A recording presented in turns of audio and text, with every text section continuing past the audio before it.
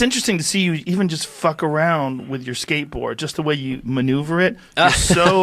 You're so adept. It's really weird, like the way you move your feet and just pick it up, and it's very impressive. I mean, it really is just at this point kind of an extension of my body. It seems like it. And it's I guess it's weird. I don't think about how comfortable I am.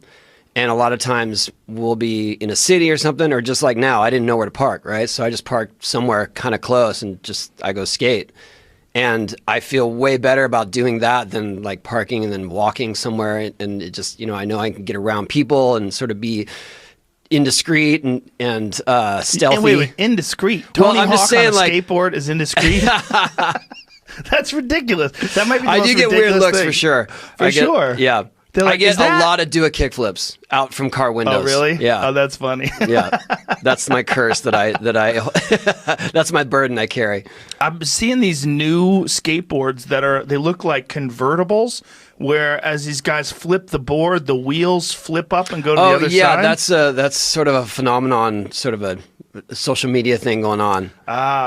So you can see it in slow-mo. Is that what it is? No, where the board is actually a contraption, right? Yes, yeah. Yeah. I don't really understand what that is. There's a select few people doing that. Yeah. And I've seen a couple where they actually have figured out how to make their board grind and then do a flip around a rail as they jump back on it. Oh boy. Yeah, it's very specialized though. I can't say that's a movement. It's just a few key people that are doing it. How many bones do you have to break to perfect that? When I see this dude sliding down rails, I'm like, how many times do you fuck that up and snap a forearm? Well, skating went through a different waves of disciplines basically, and in the early 90s it was all street, right? And so what I did was vert skating. That was kind of dying out, so I was skating street a lot too. And I realized I was not fit to be a street skater. The third time I rolled my ankle, like both ankles twice. Then the third time, the other one, I was like, I don't want to do handrails anymore. This is not working for me.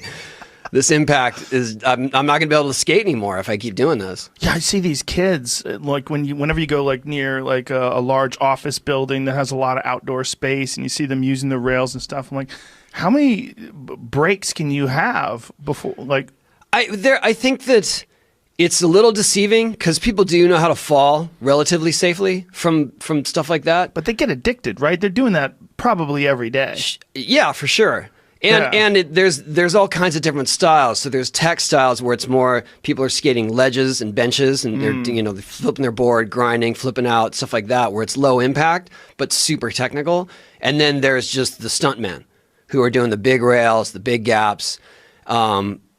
Jumping fences. And how did this happen? Like, what was like?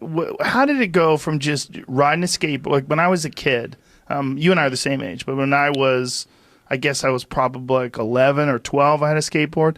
I was just riding it on the street, like all my friends. We just ride a skateboard on the street. Like, what happened? Like, how did it get to be like grinding across benches and railings? Like, I think there's a pretty deep history there of how it got there, but. Skating was, just more like a transportation toy.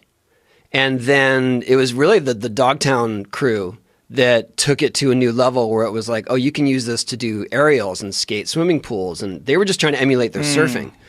And so then skate parks started cropping up. Skating got popular in the late 70s, early 80s. And then it was all swimming pools. And then maybe like 4 years later, the skateboarding kind of started falling in popularity.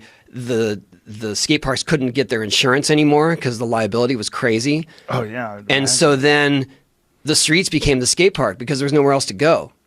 And there were a few key skaters that figured out how to use like the urban landscape as a skate park, and then that was it. Like it was all bets are off. Skating kind of took off in the underground as the street culture, street sport.